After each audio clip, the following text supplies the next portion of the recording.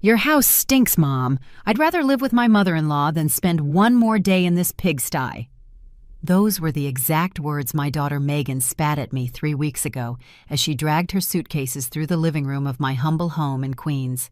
I'm 62 years old, and I thought I had already experienced every type of pain life can offer. I buried my husband 23 years ago. I raised my daughter alone, working double shifts as a nurse.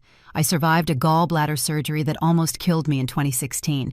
But nothing, absolutely nothing, prepared me for the venom in my own daughter's eyes that Sunday, September 28th. Before I continue, make sure you are already subscribed to the channel and write in the comments where you are watching this video from. We love knowing how far our stories are reaching.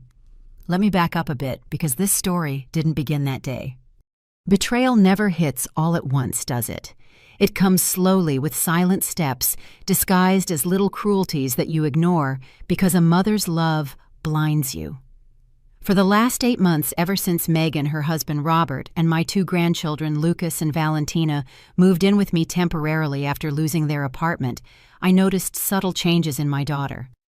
At first, they were apparently innocent comments. At New Year's dinner in front of my sisters and their families, Megan looked around my dining room and said with a laugh that seemed harmless, "Mom still has the same furniture from 1998. It's vintage, I guess." Everyone laughed. I laughed too, even though something inside me twisted uncomfortably. My sister Patricia looked at me with pity. Then came the comparisons. Every time they visited Sarah Roberts' mother, Megan would come back with elaborate stories about her mother-in-law's mansion on the Upper East Side.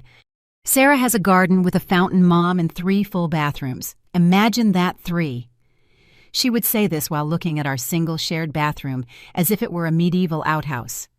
Valentina, my 10-year-old granddaughter, started saying strange things too. "Grandma Sarah has a house like in the movies. Why is your house so small, Grandma Helen?" I swallowed every comment like they were bitter pills. I told myself I was being overly sensitive, that Megan was stressed about her financial problems, that it wasn't personal. But on September 22nd, during the birthday dinner for Lucas, my 8-year-old grandson, something definitively changed. I had baked a homemade chocolate cake, Lucas's favorite since he was 3. I spent $300 on modest decorations, blue balloons, and a small piñata. I invited my sister, some cousins. Nothing fancy, but it was done with love, and the money I could scrape together from my pension. When Lucas blew out his candles, Megan took pictures and muttered just loud enough for me to hear, "Next year we'll have your party at your Grandma Sarah's house, something decent with professional clowns and a pool." Robert looked at her uncomfortably, but he said nothing. He never said anything. My son-in-law was always a quiet man, the kind who avoids confrontation. I didn't know it at the time, but Robert was keeping secrets of his own personal reasons for tolerating my daughter's cruelty toward me. After the party, while I was washing dishes in the tiny kitchen that seemed to bother Megan so much, I heard her talking on the phone on the patio. Her voice had that conspiratorial tone we use when we're talking to someone who shares our less noble feelings. "No, Sarah, I can't take it anymore. It's depressing living here. The walls have dampness, the neighborhood is noisy, and Mom cooks with so much grease that all our clothes smell like fried food." I froze, holding a plate in my hands. Soapy water dripped from my wrinkled fingers as my heart shattered listening to my only daughter, the child I nursed for 2 years, who I carried for miles when we didn't have money for the bus, describe me and my home as something to escape from. Sarah said something back that I couldn't quite hear, but Megan's laugh was crystal clear. "You're right. It's time for Mom to understand her place. We deserve something better." That night, I cried in silence in my room, biting my pillow so they wouldn't hear me. I wondered where I had failed as a mother. I remembered all the nights I skipped dinner so Megan could have new school supplies. The 3 simultaneous jobs I held when she was in that private university she wanted so badly. The partial scholarship didn't cover everything, so I covered the rest by cleaning offices in the early morning after my shifts at the hospital. On September 25th, Megan started packing.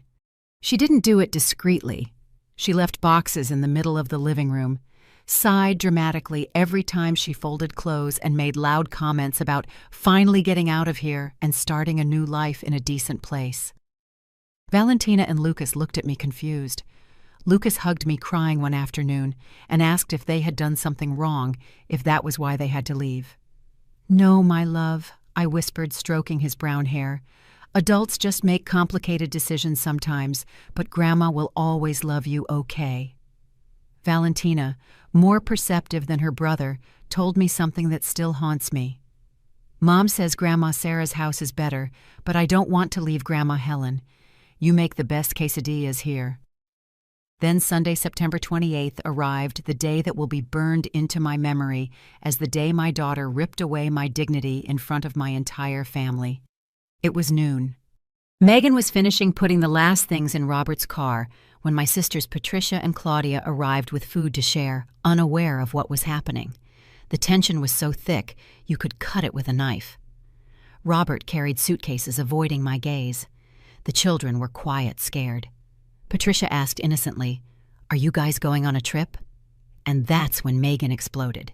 As if she had been waiting for an audience for her final performance, she turned to me, her eyes burning with something I can only describe as pure contempt.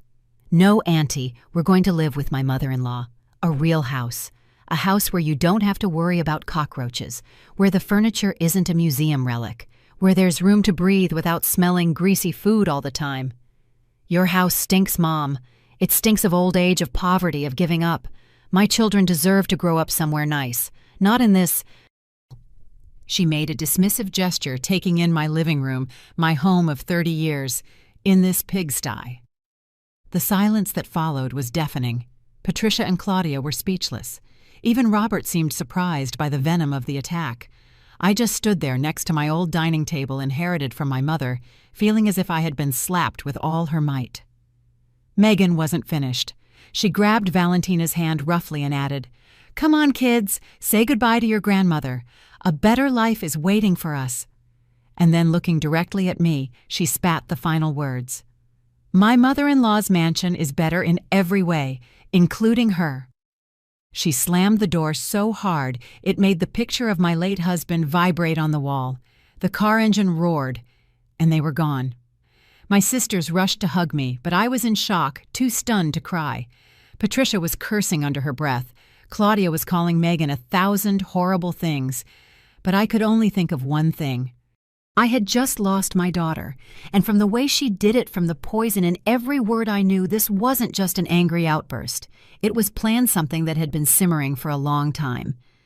That night alone in my house that suddenly seemed too big and too empty, I sat on the armchair Megan had called a museum relic, and I finally cried. I cried for the sweet girl who used to bring me flowers from the garden.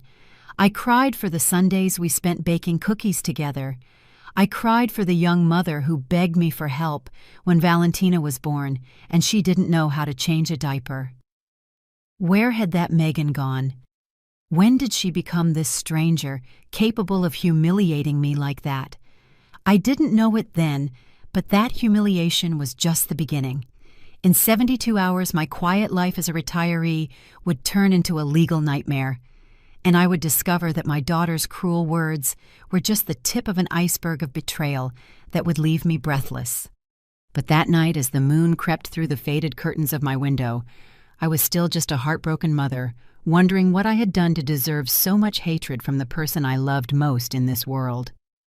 On Wednesday, October 1st, 3 days after the door slam, I was watering my geraniums on the patio when the doorbell rang insistently. It was 9 in the morning. I was still wearing my old bathrobe, the one Megan used to criticize, saying it looked like something from a psychiatric hospital. I opened the door, expecting the mailman, or maybe Mrs. Gable, my neighbor, who was always borrowing sugar. Instead, I found 2 police officers. "Helen Castillo," the younger one asked a man in his 30s with a trimmed mustache and a serious expression. My heart immediately leaped into my throat. When you're 62 and the police show up at your door unannounced, your mind automatically jumps to the worst conclusions: accidents, deaths, tragedies. "I am. Did something happen to my family? Are my grandchildren okay?" The words tumbled out loaded with panic. The senior officer, a woman with her hair in a tight bun, consulted a clipboard. We need you to come with us to answer some questions about a theft report. Your daughter, Megan Castillo, filed a formal complaint yesterday afternoon. She accuses you of stealing valuable items belonging to her son-in-law's family." The world stopped. My hand started to shake, gripping the doorframe. Theft! My own daughter was accusing me of being a thief. "There must be a mistake," I stammered, feeling the blood drain from my face. "I have never stolen anything in my life." The officer kept her tone professional, but not hostile. "That's why we need your side of the story, ma'am. You can come voluntarily now, or we can proceed formally. Your choice." I got dressed with trembling hands, putting on the first dress I found. I called my sister Patricia from the bathroom, whispering desperately that the police were at my house, that Megan had done something unforgivable. Patricia screamed so many obscenities I had to pull the phone away from my ear, but she promised to meet me at the precinct. In the patrol car, as I watched the streets of my neighborhood pass by, I tried to process the absurdity of the situation. Theft. What could I have possibly stolen? I lived with Megan and her family for 8 months. I never touched their belongings without permission. I never went into their room unless they asked. I respected their privacy, even when they were living under my roof, eating my food, using my utilities, without paying a single dollar in rent. At the precinct, they made me wait 40 minutes in a cold room that smelled of cheap disinfectant and burnt coffee. Patricia arrived furious, hugging me as if I had just been accused of murder. Finally, they called us into an office where a middle-aged detective named Ortega was reviewing papers with a bored expression. "Mrs. Castillo, your daughter alleges that you stole a set of jewelry from her luggage, a pearl necklace, diamond earrings, and a white gold bracelet. According to the report, these pieces originally belonged to Robert Salazar's family, your son-in-law, and are valued at approximately $250,000. Do you know anything about these items?" The room spun. $250,000. The jewelry he was describing was the same set my mother left me when she died in 2010. The same set I gave to Megan at her wedding 12 years ago, telling her they were to be passed down from generation to generation. The pearls belonged to my paternal grandmother. The earrings were a gift my late husband gave me on our 10th anniversary. I bought the bracelet myself with my first paycheck as a registered nurse. "That jewelry is mine," I answered, my voice broken but firm. "They were heirlooms from my mother and my late husband. I gave them to Megan on her wedding day. I have photographs, documents, everything." The detective raised an eyebrow. "Your daughter claims the opposite. She says the pieces have belonged to the Salazar family for 3 generations and that you took them from her room without permission 2 days before they moved out." Patricia exploded. "That's a lie. My sister has never stolen anything. That wretched girl Megan is making it all up." The detective ignored her, focusing on me. "Can you prove the origin of this jewelry, Mrs. Castillo?" "Yes," I replied, though my mind was racing, trying to remember where I kept the old documents. "I have the certificate of authenticity for the pearls that came with my mother's inheritance, the receipts for the earrings my husband bought in 1993 at a jewelry store in an upscale district, and photographs of me wearing all of those pieces years before Megan was even born." Something changed in the detective's expression. He took notes. "Where is this jewelry currently?" "I don't know. I gave it to my daughter. I assume she has it, or had it." The detective closed the folder. "I need you to gather all that evidence you mentioned. Photographs, receipts, certificates, whatever you have.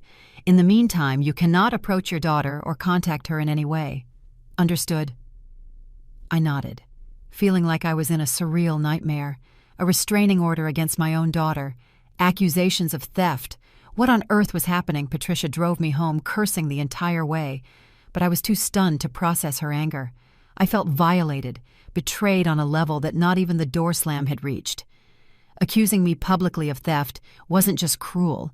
It was calculated. It was meant to destroy my reputation, my integrity, everything I am. That afternoon, after Patricia left, promising to get me a lawyer, I sat down at my old computer.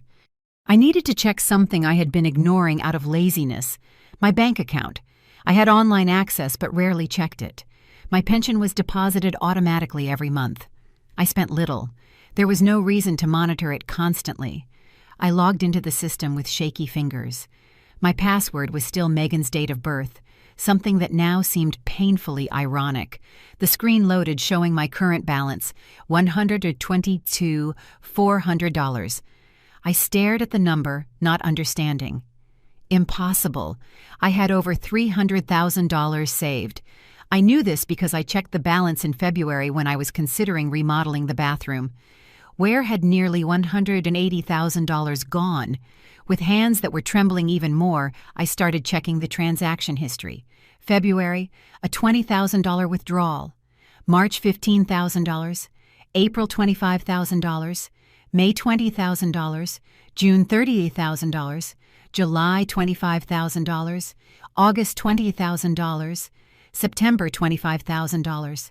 All the withdrawals were authorized from bank branches on the Upper East Side.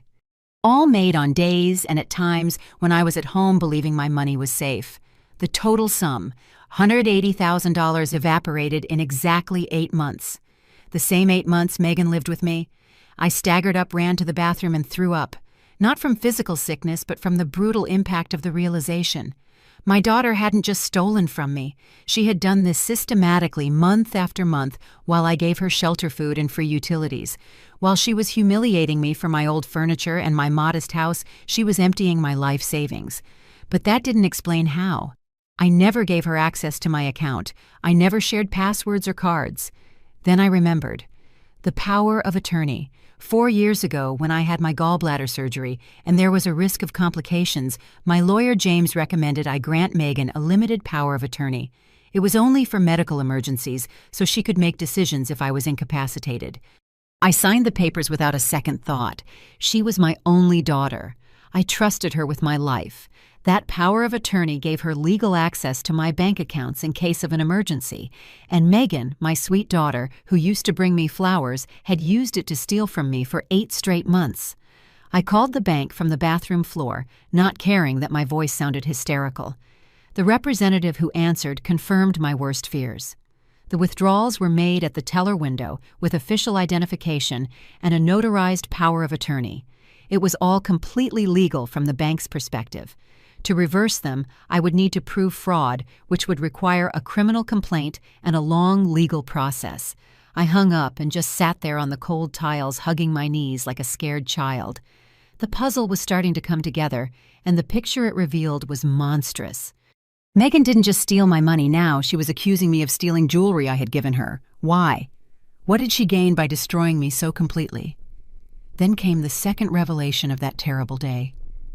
I found an envelope in the kitchen trash crumpled between eggshells and dirty napkins that I had overlooked. I smoothed it out carefully. It was from a very expensive private hospital addressed to Robert Salazar at my address. Inside was an unpaid bill. Fertility treatment, urology consultations, lab studies. Total due $96,000. Date of last service, August 15th. Robert and Megan had been going to a fertility clinic. Expensive treatments that perfectly explained where part of my stolen money had gone. They were trying to have a third child using my savings without my knowledge or consent. I laughed, a bitter, broken laugh that came from somewhere dark inside me. The audacity was almost admirable in its pure evil. Stealing from me to pay for treatments that I, in good conscience, would have gladly helped finance if they had just asked me honestly. But no, they preferred to take me for a fool, for an old woman who wouldn't check her accounts. I didn't sleep that night. I stayed awake in the darkness of my room, staring at the ceiling, while my mind processed every detail. The public humiliation, the sudden move to Sarah's house, the theft accusation, the bank withdrawals. It was all connected, but I still didn't see the full picture. I still didn't understand the end goal. At 3 a.m, I made a decision. I was not going to let myself be destroyed. I was not going to allow my own daughter to turn me into a victim. I had raised Megan alone after being widowed. I worked 3 jobs. I survived when everyone said I couldn't. I was not going to fall apart now. At dawn on Thursday, October 2nd, I called James Mendoza, the lawyer who had handled my legal affairs for 15 years. A serious man in his 50s who had helped me with my will, the power of attorney, and the deed to the house. I explained everything. The door slammed, the accusation, the bank withdrawals, the hospital bill. James was silent for a long time after I finished. Finally he said, "Helen, this is serious, very serious. Your daughter is building a case against you, but not just a legal one. She is trying to destroy your credibility. I need you to trust me completely and do exactly what I say. Can you do that?" "Yes," I answered without hesitation. "Good. First, we are going to retrieve all the documents for that jewelry. Second, we will request the complete history of your bank account with any video surveillance from the branches where the withdrawals were made. Third, and this is crucial, do not contact Megan under any circumstances. She wants an emotional reaction from you. Do not give it to her." I spent that Thursday gathering proof. I found the photos from my wedding where I was wearing the diamond earrings, the certificate for the pearls inherited from my mother stored in a metal box I hadn't opened in years, the yellowed receipt from the jewelry store in the upscale district dated 1993. But as I organized everything meticulously, one question ate at me. Why accuse me specifically of stealing that jewelry? Where was it now? And above all, what else did I not know about my daughter's betrayal? The answer would come soon, and it would be more devastating than I could have ever imagined. On Friday, October 3rd, James arrived at my house at 10 a.m. with a laptop under his arm and a grim expression. What he was about to show me would change everything forever. "Helen, I got something through a contact at the prosecutor's office." He began opening his computer on my dining table. "Normally this would require a court order, but since you filed a countersuit for bank fraud, we were able to access the complete file Megan filed against you. And there's something else." I sat across from him, my hands clasped in my lap to keep them from shaking. James turned the screen toward me. They were screenshots of WhatsApp conversations between two contacts, Megan and mother-in-law Sarah. A forensic technician recovered these messages from the phone Megan submitted as evidence, not realizing they also documented something else. Read this slowly. I know it will be difficult.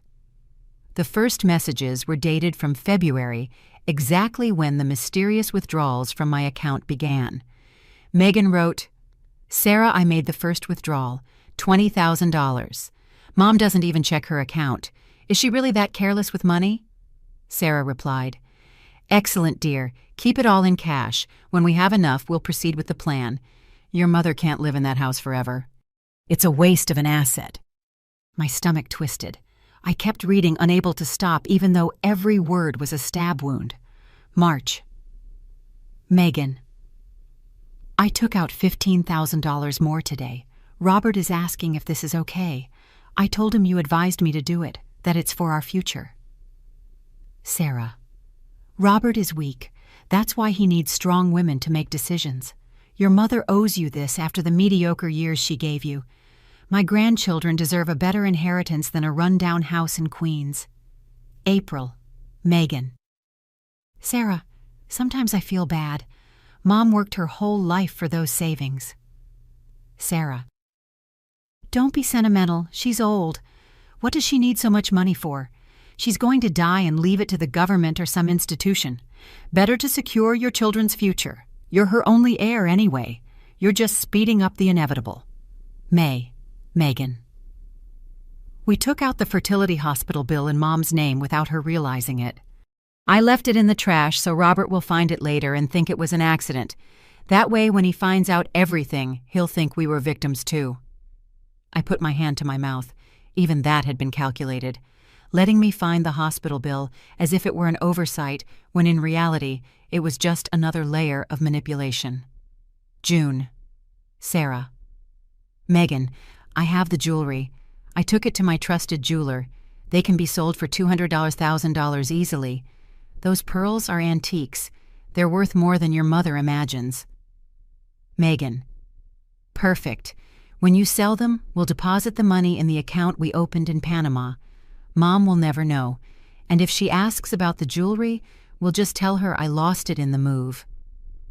July. Megan. Sarah, last night Mom made dinner for my birthday. She made my favorite carrot cake.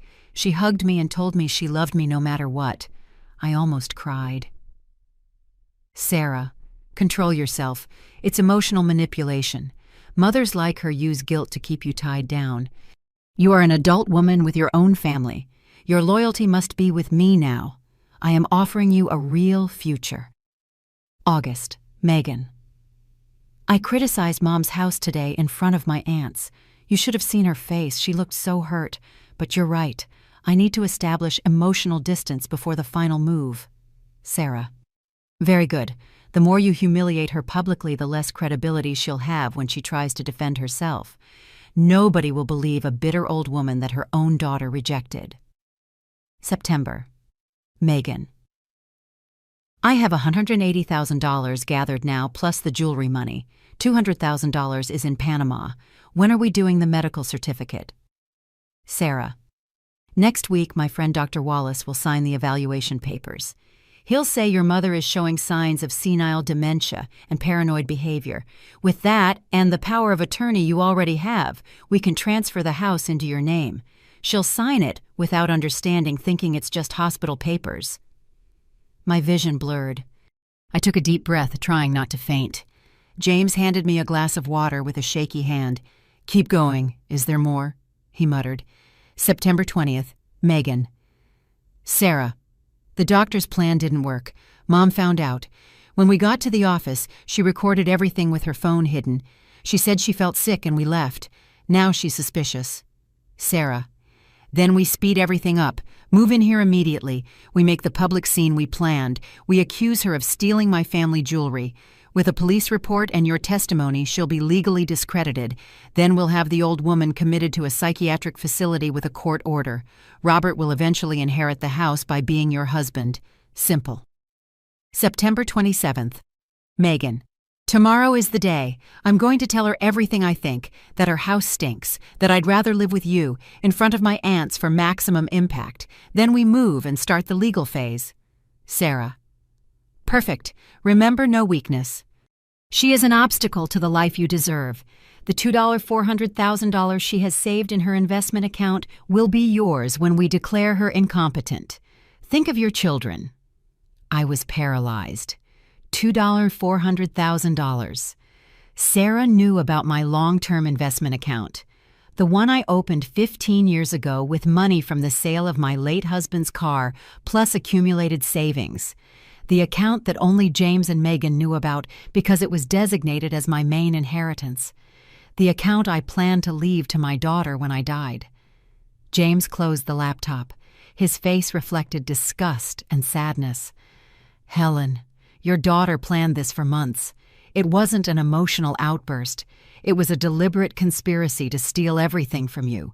Your savings, your jewelry, your house, your freedom. Sarah is the mastermind, but Megan participated voluntarily every step of the way.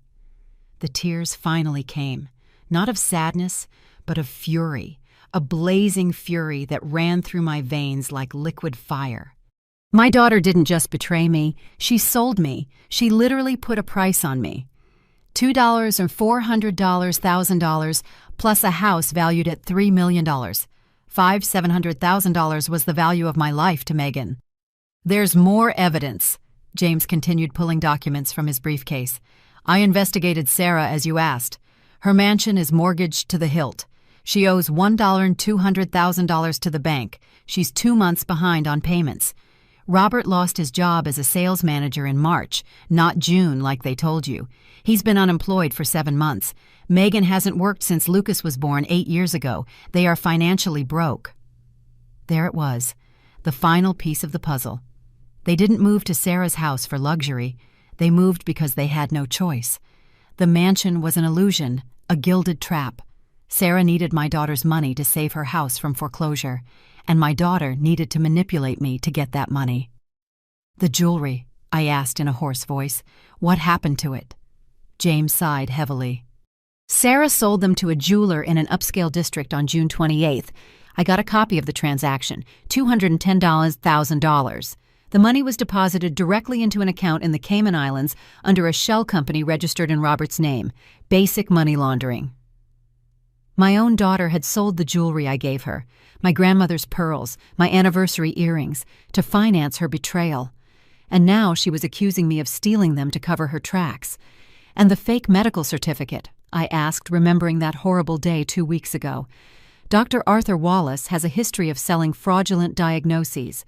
Sarah paid him $50,000 up front to certify your supposed dementia. I have the bank statements to prove it. When you refused to sign and recorded the consultation, you ruined that part of the plan. That's why they accelerated everything with the dramatic move-out and the police report. I stood up and walked to the window. Outside, life went on as normal. Mrs. Gable was sweeping her sidewalk. Mr. Arnold was washing his old car. The baker rode by on his bicycle, yelling out his wares. Everything was so ordinary while my world was falling apart. James, I want to sue them, both of them, for fraud, theft, conspiracy. Everything we legally can. I've already prepared the documents, he replied, opening his briefcase again. But Helen, you need to understand something. This will permanently destroy your relationship with Megan. There will be no going back. She will likely go to prison. She'll lose custody of the children temporarily. Your family will be divided. Are you prepared for those consequences? I thought about Valentina asking me why my house was so small. I thought about Lucas hugging me crying.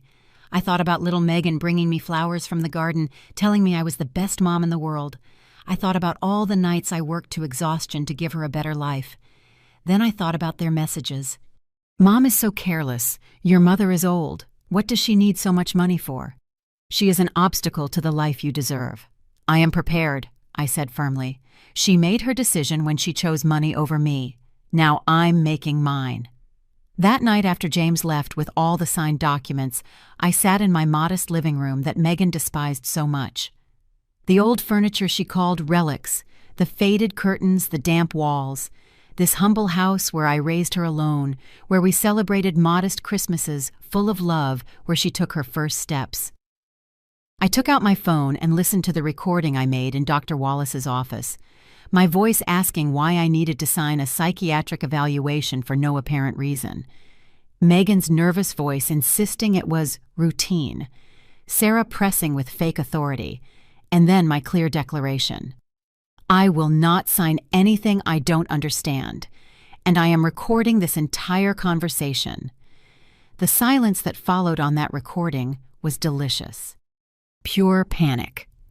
I put the phone away and made another decision that night. I wouldn't just sue. I would change my will, completely. The $400,000 account Megan coveted so much would go to foundations helping elderly victims of family abuse. My house would be inherited by my nephews Patricia's children. The only direct beneficiaries would be Lucas and Valentina, but in an educational trust fund managed by James until they turned 25. Megan would not see a single dollar of my inheritance. Not now, not ever. The next morning, Saturday, October 4th, James formally filed the countersuits: bank fraud, aggravated theft, forgery, conspiracy to commit fraud. The charges were serious. Megan and Sarah were facing 5 to 12 years in prison if everything was proven. I also requested restraining orders against both of them and temporary emergency custody of my grandchildren, citing a dangerous domestic environment and parental manipulation. On Monday, October 6th, exactly 1 week after the door slam, Megan received the legal notice. James told me later that she collapsed crying in front of the process server. Robert had to carry her to the car. She called my phone 37 times that day. She left increasingly desperate voicemails. First angry, then pleading, finally hysterical.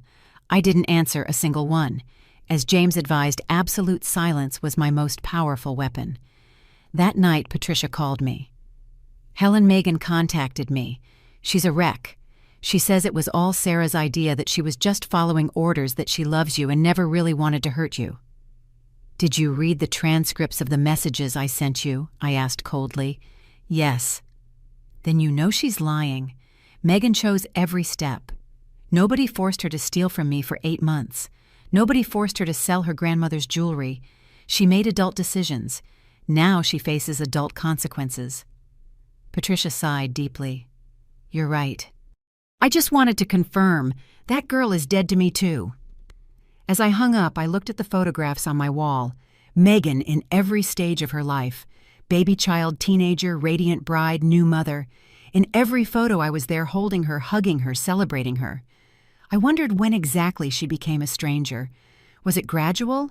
Or was there a specific moment where the daughter I loved died, and this stranger capable of such complete betrayal was born? I would never know the answer. And honestly, it didn't matter anymore. What mattered was that I finally saw clearly. And what I saw was war. A war I didn't start, but one I would definitely finish. On Tuesday, October 8th, I received a call that froze my blood. It was Valentina, my 10-year-old granddaughter, crying hysterically on the other end of the line. Grandma Helen, Mom says you're very sick. She says you have a sickness in your head and that you don't remember us anymore. Is it true?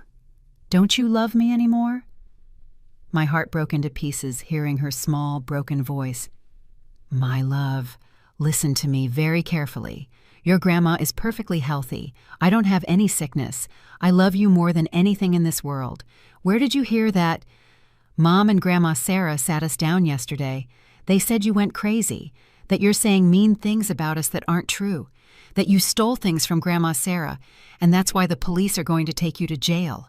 Lucas is really scared. I'm scared too, Grandma.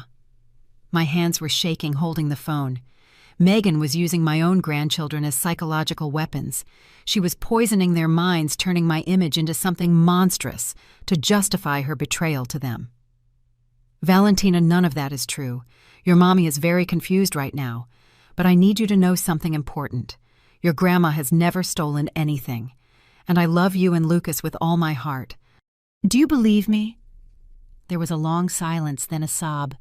I believe you, Grandma.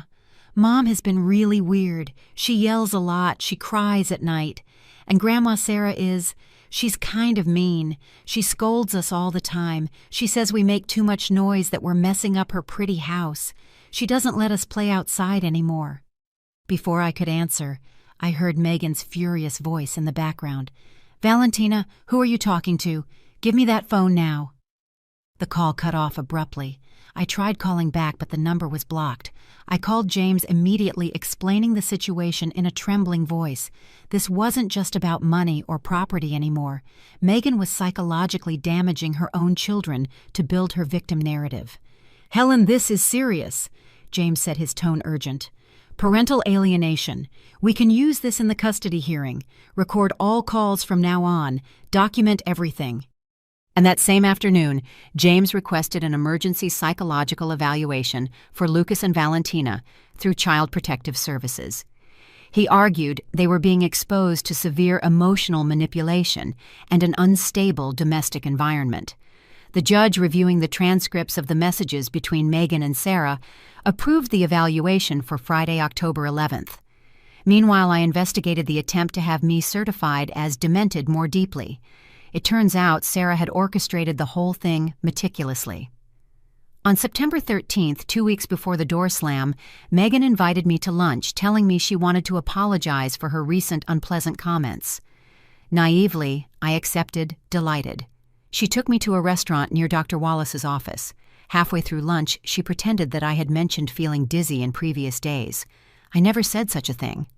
She insisted we quickly stop by a doctor friend of hers who had an office nearby just to rule out any blood pressure issues. When we arrived, there were papers already prepared. Dr. Wallace, a man in his 50s, with an oily smile, began asking me strange questions. Do you remember what you had for breakfast this morning? Can you tell me today's date? Do you recognize your daughter? Something in his tone alerted me. It was too condescending, as if he were talking to a small child. I discreetly took out my phone and activated the recorder, hiding it under the table. Doctor, why are you asking these questions? I came for a blood pressure check, not a mental evaluation. Megan interrupted quickly. Mom, it's just normal protocol. Just answer. But Wallace made a crucial mistake. He slid papers toward me, saying, Mrs. Helen, I need you to sign this consent for prolonged psychiatric treatment. It's just a formality for your file. I read the header. Voluntary commitment request for severe cognitive impairment. My blood ran cold. This wasn't a routine evaluation. It was a legal trap to declare me incompetent and strip me of my autonomy.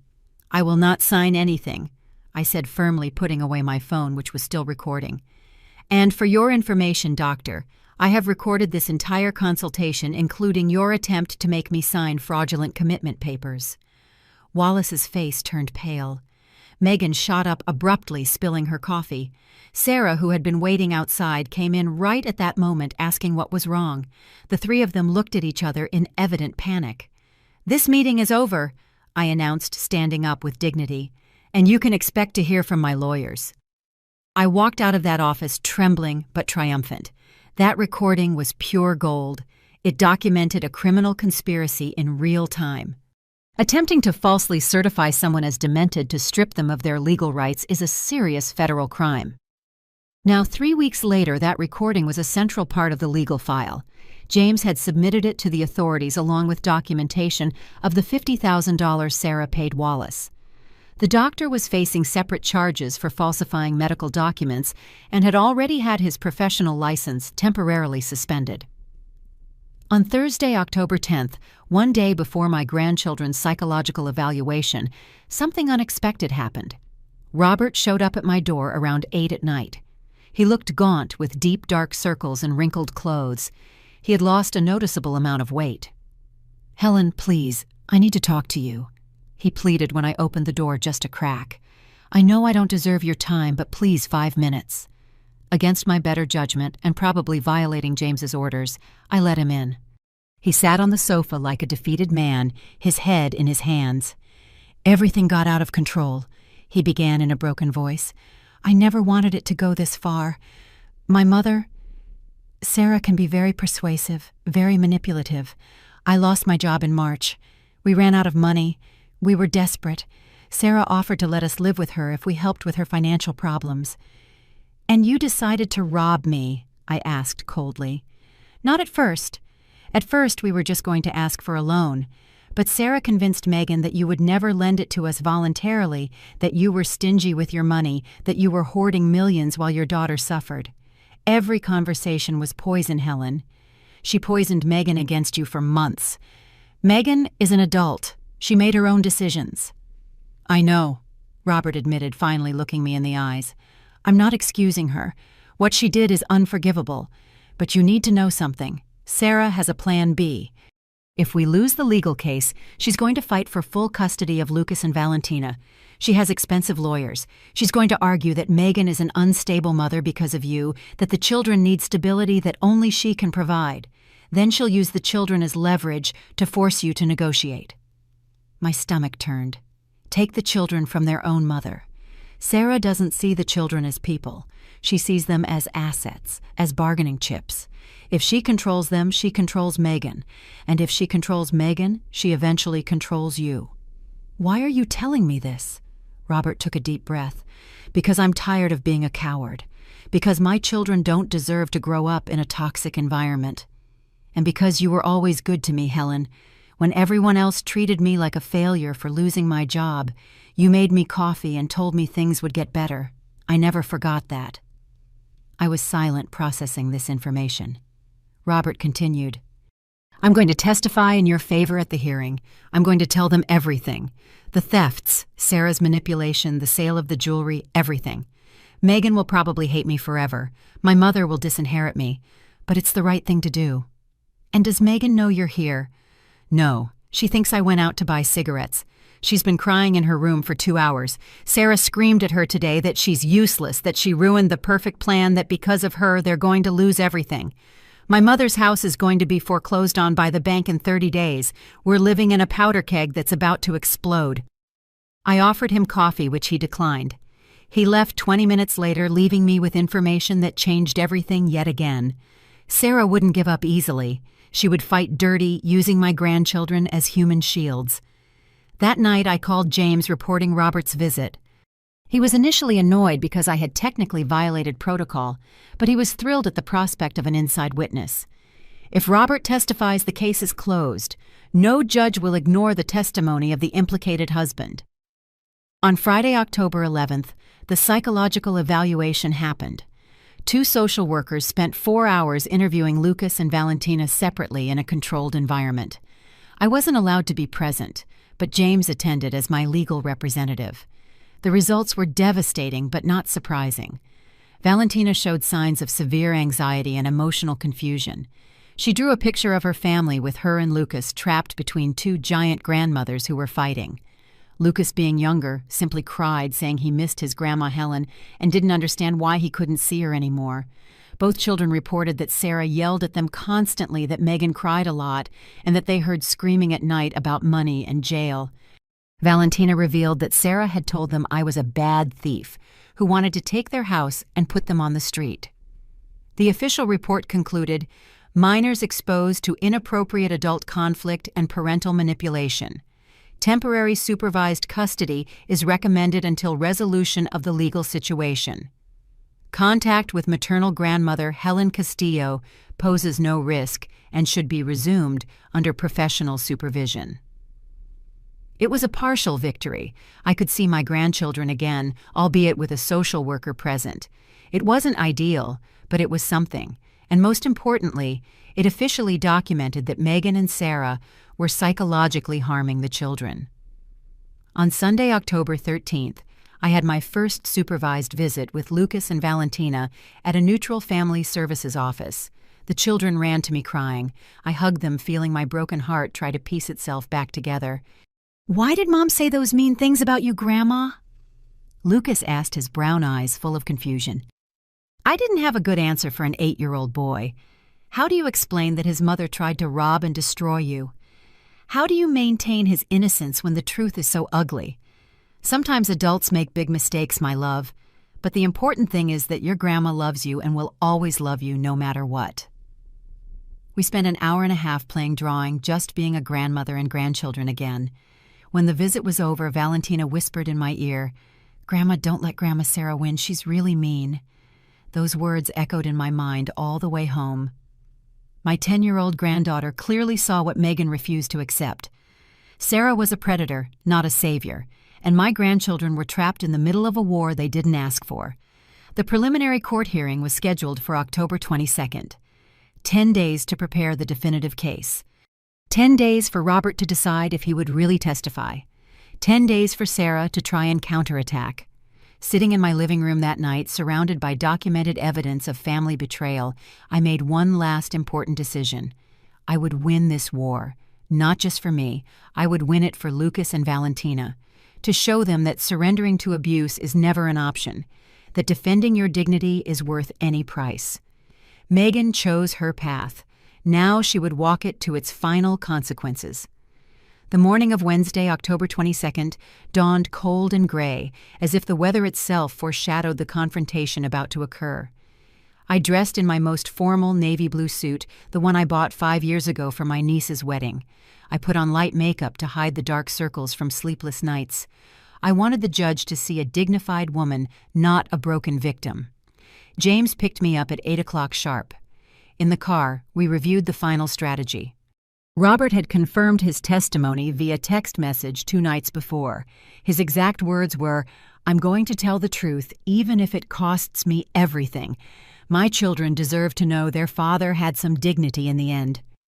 The courtroom was on the 3rd floor of a gray building downtown. We arrived 30 minutes before the hearing scheduled for 9:30. My sisters, Patricia and Claudia, were already waiting outside along with 3 of my nephews who came for moral support. Patricia hugged me tightly without a word. None were needed. At 9:15, Megan arrived with Sarah. My daughter looked gaunt, almost unrecognizable. She had lost weight, her hair was unkempt, and she wore dark sunglasses that she didn't take off until she was inside the building. Sarah, in contrast, wore an expensive ivory-colored suit and walked with the arrogance of someone who believes they still control the situation. Our eyes met for the first time in 24 days. Megan turned pale and quickly looked away. Sarah sized me up with barely concealed contempt.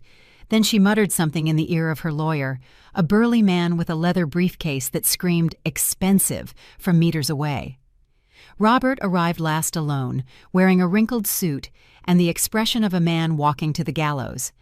Megan saw him, and something changed in her face. First confusion, then horrified understanding. She shot up from her chair as if pulled by a spring. "What are you doing here?" she whispered, her urgency audible in the silent hallway. "You said you had a job interview." Robert didn't answer. He simply walked into the courtroom as the bailiff called us in. Megan staggered, holding onto the wall. Sarah grabbed her arm harshly, hissing something I couldn't hear, but it made my daughter start to tremble visibly. The judge was a woman in her 50s named Beatrice Mendoza, with a reputation for being fair but relentless in family fraud cases. She reviewed the files for several minutes before speaking. "This is an extraordinarily complex case involving multiple serious accusations: bank fraud, aggravated theft, falsification of medical documents, manipulation of minors. We will proceed by hearing first from the plaintiff, then the defendants, and finally the witnesses. Are both parties ready?" James and Sarah's lawyer nodded. The hearing began. James presented the case methodically. The unauthorized bank withdrawals, $180,000 over 8 months. The screenshots of the conversations between Megan and Sarah planning to rob me, sell my jewelry, and declare me incompetent. The recording from Dr. Wallace's office, trying to make me sign false commitment papers.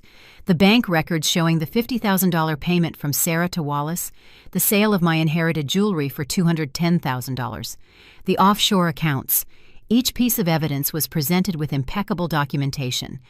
Old photographs from my wedding where I was wearing the diamond earrings. Certificates of authenticity for my mother's pearls dated 1982.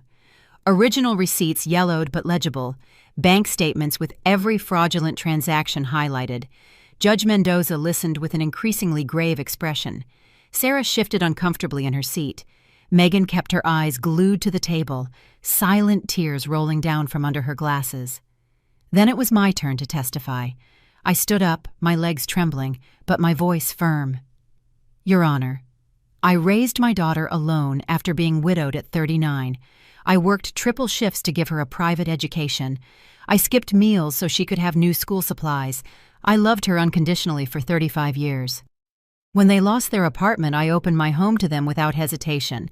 I gave them shelter, food, and free utilities for 8 months. And during those 8 months, my daughter systematically robbed me while publicly humiliating me for having a modest house." My voice broke, but I continued. "I am not here because of the money. I am here because they tried to have me falsely certified as demented, to commit me, and to take control of everything I built over 62 years of an honest life. They used my grandchildren as emotional weapons, filling their heads with lies about their grandmother. This was not a mistake or a misunderstanding. It was a calculated conspiracy over months to destroy me." I sat down, feeling all eyes on me. Patricia was crying openly in the gallery. Sarah's lawyer, a man named Wilkes, tried to discredit the evidence, arguing the WhatsApp conversations were taken out of context, that the power of attorney gave Megan the legal right to use my accounts, that the jewelry really belonged to the Salazar family. But James dismantled every argument with additional documentation. Handwriting experts confirming the authenticity of the conversations. Testimony from the jeweler who bought the pearls describing the exact pieces that appeared in my wedding photos. Notarized records showing the power of attorney was exclusively for medical emergencies, not discretionary bank access. Then came the moment that would change everything. James called Robert to the stand. My son-in-law walked forward like a condemned man. Megan sobbed audibly. Sarah went rigid, her jaw tight, and her eyes burning with fury.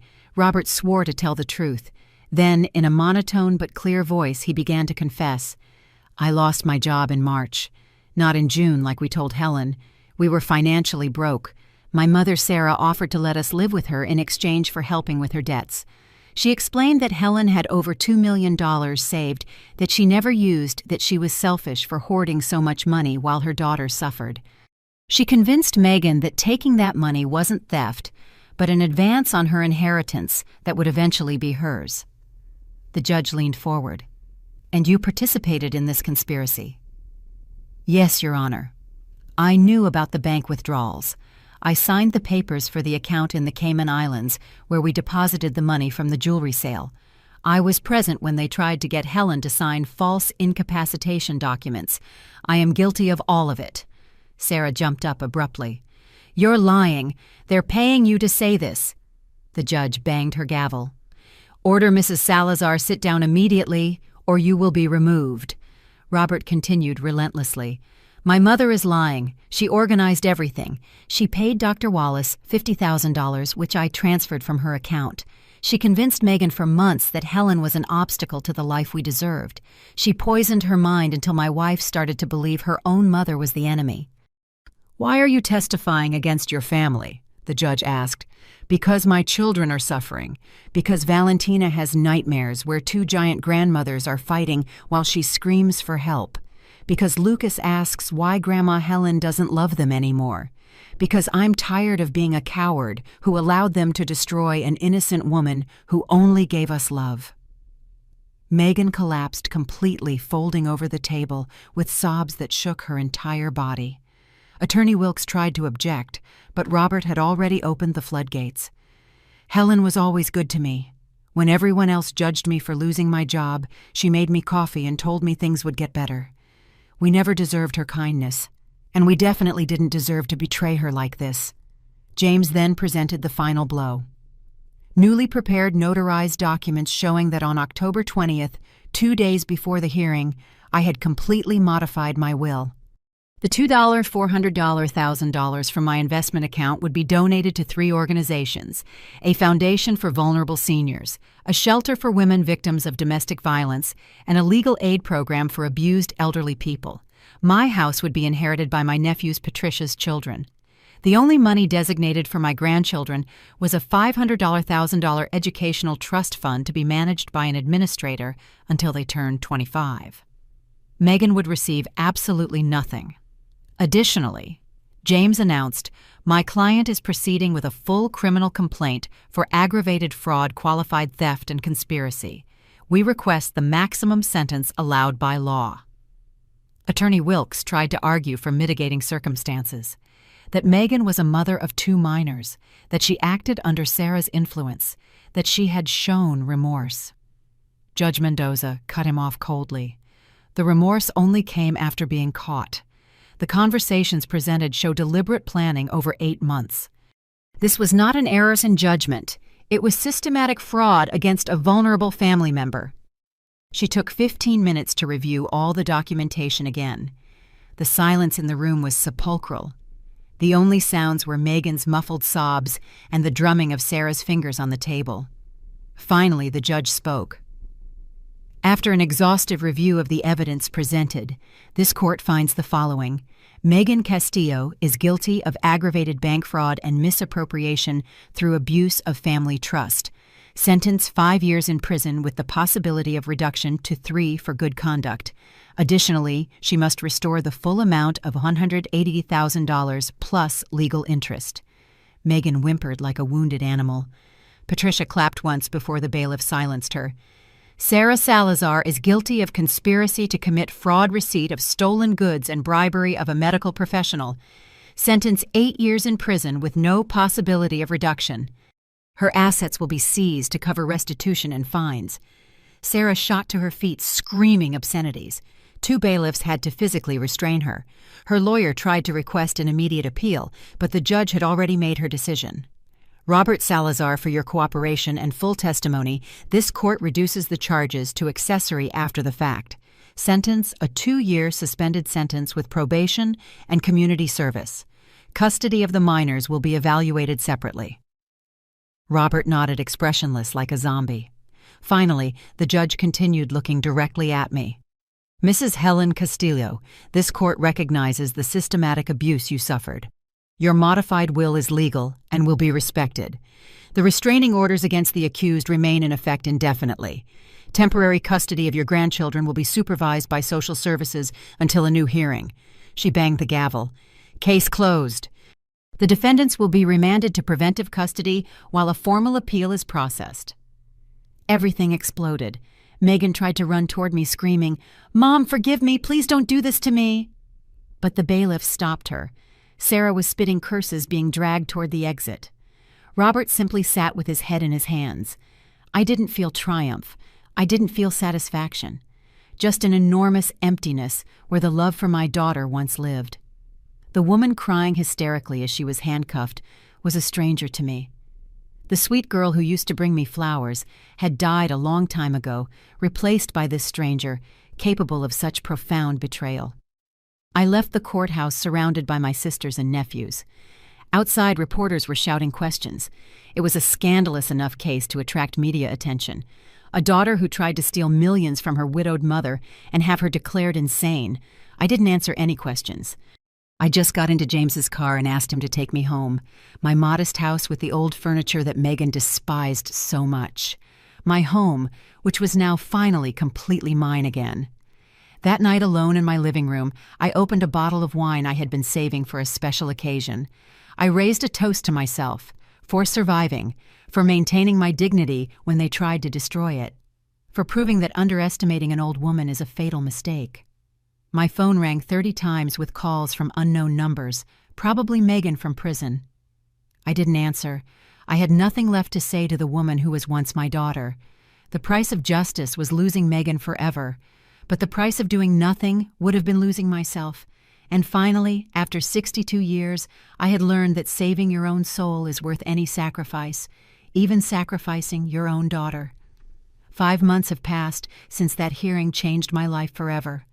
It's March now, and spring is beginning to peek out timidly in my little garden in Queens. The geraniums I planted in January are blooming with vibrant colors that seem to celebrate my rebirth. I'm sitting on my patio this Saturday afternoon drinking coffee and watching the butterflies dance among the flowers. The same house Megan called a pigsty now feels like a sanctuary. I remodeled the bathroom with part of the money the court ordered restored. The walls no longer have dampness. I painted the living room a soft peach color. I bought new curtains, not because I needed anyone's approval, but because I decided to. Megan's sentence became official on November 15th. 3 years in a minimum security prison with the possibility of getting out in 2 for good conduct. Sarah is in a medium security prison serving 8 full years. Her mortgaged mansion was foreclosed on by the bank in December. It was sold at auction for $1. $2 million barely enough to cover the outstanding debt plus interest. Robert obtained temporary custody of Lucas and Valentina under strict supervision from social services. He found a modest job as a salesman in a department store earning a modest salary. Nothing comparable to what he had before, but it's honest. He lives with the kids in a small 2-bedroom apartment. It's not luxury, but it's decent. I see my grandchildren every Sunday in supervised visits that now last 3 full hours. We no longer need a social worker present, but Robert is always there respectful and quiet. He never tries to justify what he did. He simply allows the children to have a relationship with their grandmother while he slowly rebuilds his life. Valentina turned 11 in February. Lucas is 9 now. They both attend weekly psychological therapy paid for by the educational fund I established. The therapist, Dr. Alice Vargas, reports to me that they are processing the trauma gradually. Valentina understands more than I wish an 11-year-old had to. Lucas still asks when his mom is coming home. I don't have an easy answer for that question. Megan wrote me 17 letters from prison. They arrived between November and January. The first ones were hysterical, full of desperate pleas and empty promises. Mom, forgive me, I didn't know what I was doing. Sarah manipulated me. I love you, please get me out of here. As if love could erase 8 months of systematic theft and calculated betrayal. The later letters changed tone, anger, accusations. You ruined my life. My children are going to grow up without a mother because of you. You are vengeful and cruel. Where is your Christian forgiveness? As if I were responsible for her criminal decisions. As if defending my dignity was an act of vengeance and not basic justice. The 16th letter, dated January 20th, was different. Shorter, more resigned. Mom, I understand you aren't going to forgive me. I understand I lost the right to call you Mom. I only ask that you take care of my children. They aren't to blame for any of this. They are innocent in this disaster that I created. I didn't answer any of the 17 letters.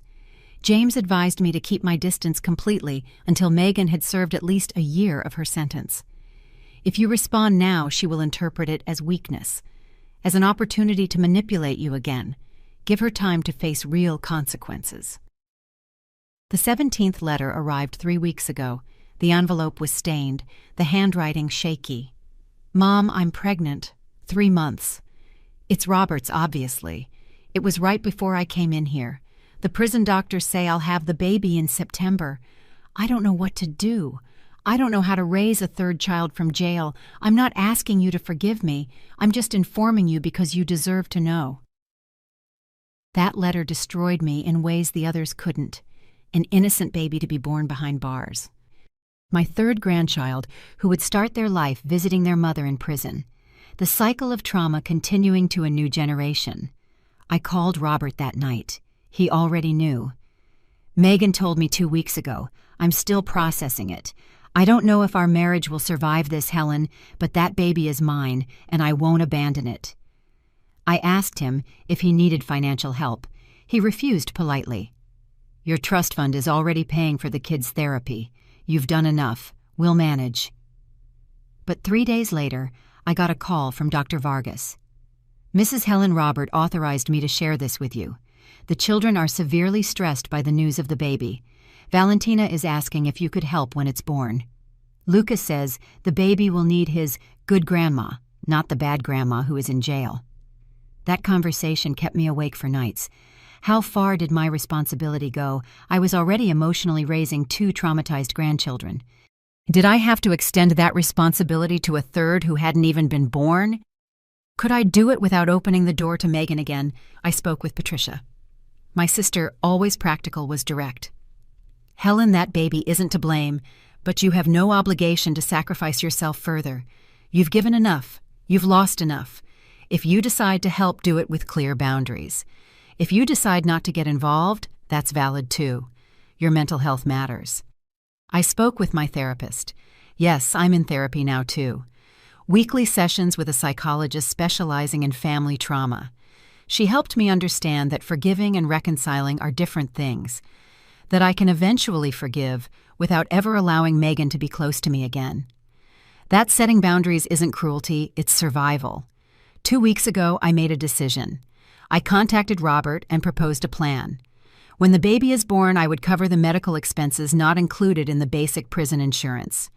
I would also pay for the initial necessities, a crib clothes diapers formula, but I would have no direct contact with Megan. Everything would be handled through Robert and social services. Robert accepted with a gratitude that broke my heart. Helen, after everything my family did to you, you are still more generous than we deserve. I'm not doing it for Megan, I replied firmly. I'm doing it for that innocent baby, and for Valentina and Lucas, who need to see that their grandmother chooses love even when it's hard. Last Wednesday, I received unexpected news. The bank had approved my application to convert part of my investment account into an educational loan for my nephew's Patricia's children. $400,000 divided among 4 young adults for college. James, the attorney, prepared documents ensuring that this money could also never be claimed by Megan. Patricia cried when I told her. Helen, you are too good. After everything, you still think of others. But it's not goodness. It's a conscious choice not to let Megan's betrayal turn me into a bitter person. It's deciding that my legacy will be genuine generosity, not the accumulation of wealth that I can't take to the grave. I officially donated the $1,000,000 as I promised. The ceremony was in February, with representatives from the 3 organizations present. They thanked me with tears. An 82-year-old woman who had been a victim of financial abuse by her son hugged me, whispering, "Thank you for fighting. Thank you for winning. You give hope to all of us." In that moment, I understood that my story wasn't just mine. It belonged to thousands of elderly people abused by the family members who should have protected them. My victory was a victory for all of them. The house my nephews will inherit is now valued at $3,200,000 after the modest renovations. They don't know it yet. It will be a surprise when I'm gone. In the meantime, I am enjoying it fully. I host monthly dinners where I invite friends from the neighborhood. I adopted a gray cat that I named Liberty. I'm taking watercolor painting classes at the community center. I am living, not just existing. Last Sunday, during a visit with my grandkids, Valentina asked me something that left me speechless. "Grandma, do you still love Mom, even though she's in jail?" The question was an emotional landmine. Lucas stopped playing with his cars and looked at me, waiting for an answer. Robert tensed visibly on the sofa. I took a deep breath. My love loving someone doesn't mean you let them hurt you. Your mom made very bad decisions that hurt a lot of people, especially me. Part of me will always love the girl she used to be, but I can't have a relationship with the person she became, and it's okay to have complicated feelings. You can love your mom and be angry with her at the same time. Valentina nodded slowly. I have complicated feelings too. Sometimes I miss her. Other times I'm angry because she put us through this. That's completely normal, I assured her, hugging her. And when you're older, you will decide what kind of relationship you want to have with her. No one will force you. Robert met my gaze, and I saw deep gratitude in his eyes. Raising children in these circumstances was a hell nobody deserves. But he was trying. That counted for something. The day before yesterday, Thursday, I got a call from the prison. Megan was requesting an in-person visit with me. The first time she had asked for anything directly in 5 months. The coordinator explained that inmates have the right to request a meeting with a direct family member once every 6 months if there is an urgent matter. What does she consider urgent? I asked in a neutral voice. She wants to discuss the baby's future, postpartum planning. She says she needs your guidance. I refused the request. I'm not ready. Maybe I never will be.